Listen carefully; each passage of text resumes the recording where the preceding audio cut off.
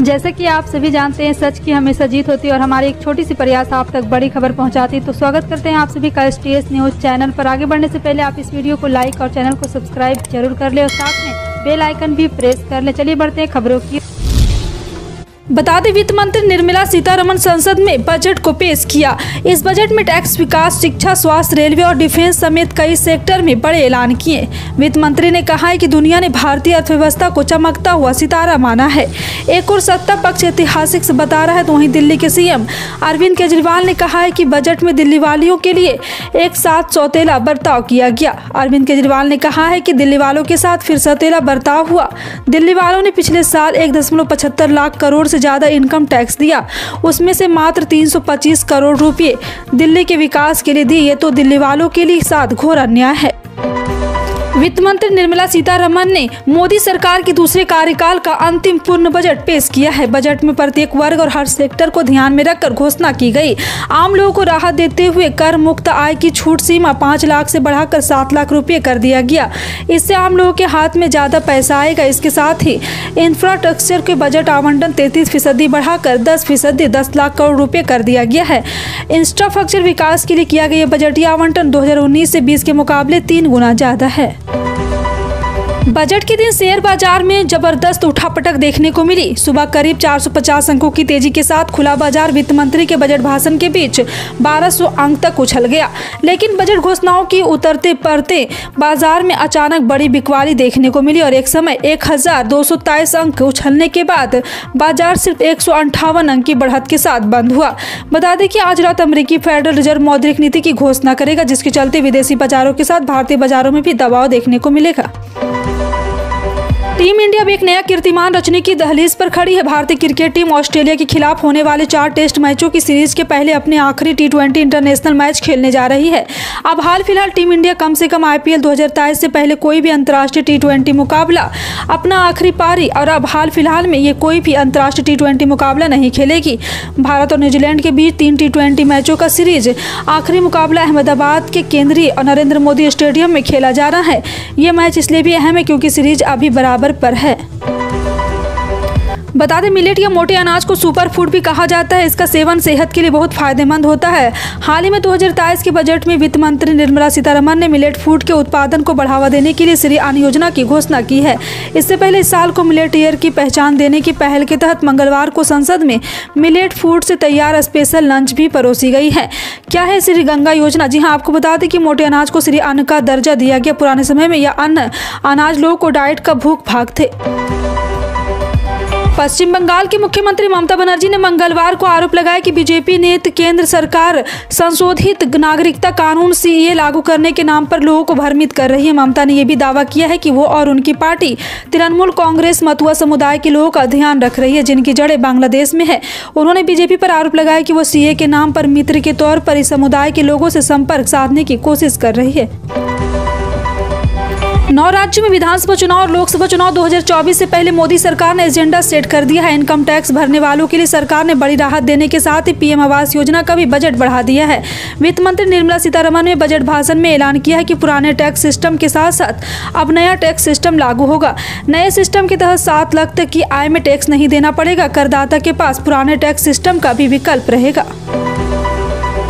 प्रधानमंत्री नरेंद्र मोदी ने बजट को लेकर कहा है कि अमृतकाल का पहला बजट विकसित भारत के विराट संकल्प को पूरा करने के लिए एक मजबूत नींव का निर्माण करेगा। ये बजट वंचितों को वरीयता देता है। ये बजट आज के आकांक्षी समाज, गांव, गरीब, किसान, मध्यम वर्ग सभी के सपनों को पूरा करेगा। PM मोदी ने कहा है कि गाँव से लेकर शहर तक में रहने वाली हमारी महिलाओं के जीवन स्तर में बदलाव लाने के लिए कई बड़े कदम उठाए गए हैं। उन्हें अब और ताकत के साथ आगे बढ़ाया जाएगा। प्रधानमंत्री नरेंद्र मोदी ने बजट को लेकर कहा है कि अमृतकाल का पहला बजट विकसित भारत के विराट संकल्प को पूरा करने के लिए एक मजबूत नींव का निर्माण करेगा। ये बजट वंचितों को वरीयता देता है। ये बजट आज की आकांक्षी समाज, गांव, गरीब, किसान, मध्यम वर्ग सभी के सपनों को पूरा करेगा। PM मोदी ने कहा है कि गाँव से लेकर शहर तक रहने वाली हमारी महिलाओं के जीवन स्तर में बदलाव लाने के लिए कई बड़े कदम उठाए गए हैं।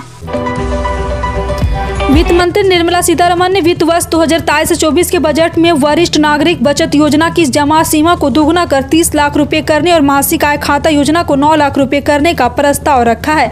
सीतारमण ने बुधवार को संसद में बजट पेश करते हुए वरिष्ठ नागरिकों के लिए ये घोषणा की है। उन्होंने कहा है कि वरिष्ठ नागरिक बचत योजना के लिए अधिकतम जमा की सीमा 15 लाख रुपए से बढ़ाकर 30 लाख रुपए की जाएगी। कर्नाटक में इस विधानसभा चुनाव होने वाले हैं और ऐसे में चुनावी राज्य में सभी की नजरें बजट पर भी टिकी हुई थी। इस बीच केंद्रीय वित्त मंत्री निर्मला सीतारमण ने बुधवार को घोषणा की है कि राज्य की अपर भद्रा योजना के लिए 5,300 करोड़ रुपए की मदद राशि दी जाएगी। और आपको बता दें कि संसद में अपने भाषण में उन्होंने कहा कर्नाटक में सूखा प्रभावित मध्य क्षेत्र और अभद्र परियोजना के तहत 5,300 करोड़ रुपए की केंद्रीय सहायता दी जाएगी। कोरोना काल में जिस तरीके से भारत ने वैक्सीन डेवलप कर चिकित्सा क्षेत्र में एक बड़ी क्रांति की, उसी का असर है कि 2023 के बजट में स्वास्थ्य के क्षेत्र में रिसर्च पर सबसे ज्यादा फोकस किया गया है।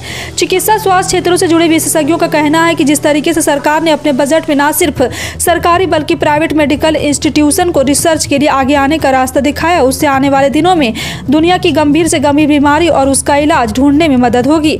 इसके अलावा नर्सिंग कॉलेज के शुरू होने से पैरामेडिकल स्टाफ की कमी दूर होगी। चिकित्सा क्षेत्र से जुड़े विशेषज्ञ मानते हैं कि कोरोना काल के बाद में मेडिकल की फील्ड में शोध की बहुत आवश्यकता है। बजट 2023 का खाका देखिए तो साफ लगता है कि पीएम नरेंद्र मोदी की सरकार के मन को मनरेगा नहीं भा रही है। यही वजह है कि पिछले बजट की तुलना में इस बार योजना को आवंटित फंड में 21.66% की कटौती की गई है। इसके उलट प्रधानमंत्री आवास योजना में बजट में भारी बढ़ोतरी की गई है।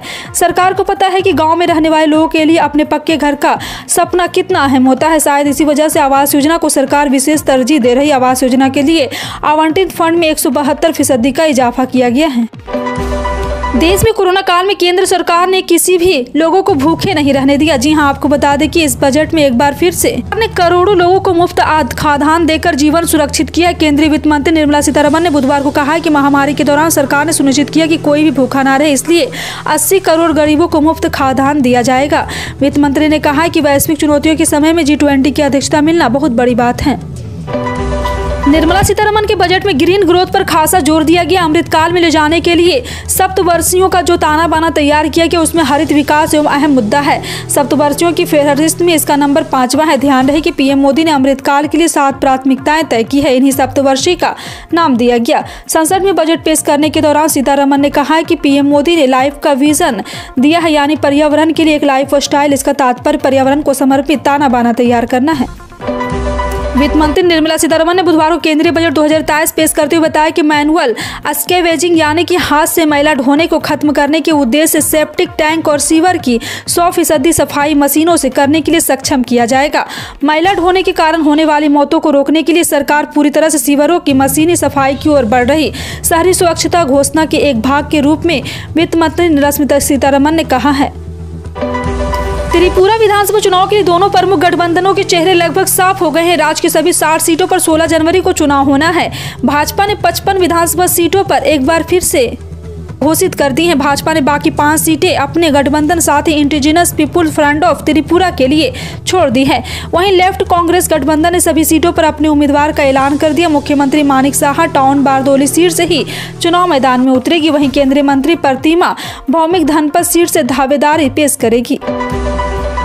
केंद्रीय वित्त मंत्री निर्मला सीतारमण ने वित्त वर्ष 2023-24 का बजट पेश करते हुए बुधवार को ऐलान किया कि प्रधानमंत्री आवास योजना के लिए आवंटन 66% बढ़ाकर 89,000 करोड़ रुपए का कर दिया गया है। उन्होंने कहा कि राज्यों और शहरों को शहरी नियोजन के लिए प्रोत्साहित किया जाएगा। पिछले वित्त वर्ष में प्रधानमंत्री आवास योजना के लिए 48,000 करोड़ रुपए दिया गया था। वित्त मंत्री निर्मला सीतारमण के बजट भाषण में कहा कि केंद्र सरकार ने कोविड-19 महामारी के समय 80 करोड़ गरीब लोगों को मुफ्त अनाज उपलब्ध कराकर यह सुनिश्चित किया है कि देश में कोई व्यक्ति भूखा न रहे। बजट के दिन यानी 1 फरवरी 2023 को सोने और चांदी कीमतों में उछाल देखने को मिला है। वैश्विक बाजारों में बहुमूल्य धातुओं की कीमतों में तेजी के बीच राष्ट्रीय राजधानी के सराफा बाजार में बुधवार को सोने की कीमत में 10,090 रुपये की तेजी आई है। वहीं चांदी की कीमतों में आज 1,947 रुपये की उछाल दर्ज हुई। HDFC सिक्योरिटीज ने यह जानकारी दी। राष्ट्रीय राजधानी में सोने का भाव बुधवार को 1090 रुपये के छलांग लगाते हुए 57,942 रुपये प्रति 10 ग्राम हो गया। पिछले कारोबारी सत्र में सोना 56,852 रुपये प्रति 10 ग्राम के भाव पर बंद हुआ था। दिल्ली एनसीआर समेत उत्तर भारत में लोगों को सर्दी से राहत मिली। दिन में धूप निकल रही, इसकी वजह से तापमान में बढ़ोतरी देखी गई। हालांकि सुबह ही यहां पे मौसम साफ रहा और आपको बता दें कि मौसम विभाग के अनुमान मुताबिक अगले 2 दिन तक मौसम साफ रहेगा, उसके बाद बारिश हो सकती है। मौसम विभाग ने अगले 5 दिनों तक उत्तर पश्चिमी भारत में शीतलहर की कोई संभावना नहीं जताई है। अनुमान के मुताबिक 2 फरवरी तक उत्तर पश्चिमी भारत के कई हिस्सों में न्यूनतम तापमान में कोई महत्वपूर्ण बदलाव नहीं होगा। आम बजट के पेश होने में कुछ ही घंटों का समय बचा हुआ और इससे पहले तेल कंपनियों ने भी बुधवार को पेट्रोल डीजल के दाम जारी कर दिए। राष्ट्रीय स्तर पर पेट्रोल डीजल के दाम में कोई भी बदलाव नहीं किया गया, दाम जस के तस बना हुआ है। ताजा आंकड़ों के मुताबिक कच्चे तेल का दाम एक बार फिर $85 के नीचे आ गया। बेंचमार्क ब्रेंट क्रूड की कीमत $84.49 प्रति बैरल और WTI क्रूड का भाव $89.22 प्रति बैरल के आसपास आ गया। बता दें कि हाल के दिनों में कच्चे तेल में तेजी देखने को मिली थी, वहीं $88 के आसपास पहुंच गया था। केंद्रीय वित्त मंत्री निर्मला सीतारमण ने बजट 2023-24 पेश जारी कर दी है और आपको बता दें कि बजट में एक बार फिर से प्रधानमंत्री किसान सम्मान निधि योजना की रकम बढ़ाने की उम्मीद की जा रही थी, लेकिन बजट में पीएम किसान योजना को लेकर कोई जिक्र नहीं हुआ। लेकिन कुछ किसानों के आने वाली 13वीं किस्त के तौर पर 4,000 रुपये दे दिए जाएंगे। दरअसल 11वीं किस्त के बाद से ही सरकार ने KYC और लैंड रिकॉर्ड वेरिफिकेशन को अनिवार्य कर दिया। लाखों किसानों ने अभी तक सत्यापन की प्रक्रिया को पूरा नहीं किया, जिसके चलते उनके खाते में 12वीं किस्त भी नहीं ट्रांसफर हुई। इस मामले में केंद्र राज्य सरकार ने भी कहा सत्यापन करवाने के बाद 13वीं किस्त के साथ साथ 12वीं किस्त 2,000 रुपये दे दिए जाएंगे। फिलहाल आपका इन सभी खबरों पर क्या कहना है, कमेंट सेक्शन में टाइप करके जरूर बताएं। इसी तरह की पल पल की अपडेट जानने के लिए जुड़ रहे हैं आप अपने NTS न्यूज चैनल से। मिलते हैं अगली बड़ी खबर में, तब तक के लिए जय हिंद।